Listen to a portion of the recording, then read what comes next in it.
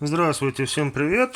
Сегодня мы рассмотрим стабилизатор Risanta 10000 1C. Принесли в ремонт данный агрегат. В нем в случае ремонта были сгоревшие транзисторные ключи. Вот эти вот 3 транзистора сгорели, 3 диодика сгорели. Они у нас стоят на этой вот плате, вот они все по списку. Вот эти вот.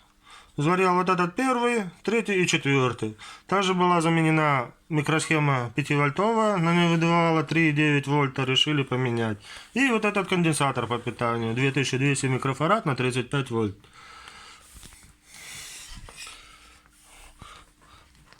После ремонта начали включаем этот аппарат. Идет задержка стандартно 3 секунды, включилась 220 вольт. На входе у нас 171-172 вольта. Данный стабилизатор, вот он, Risanta. 10 тысяч. Не знаю, что с ним случилось, вот так вот, но на плате видно какие-то следы, залили чем-то, какой-то жидкостью. Вот это еще отмывать, и потом можно будет отдавать клиенту. Всем спасибо, подписывайтесь на наш канал.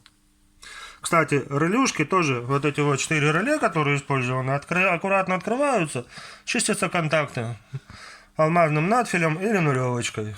Все, всем спасибо. Ставьте лайк.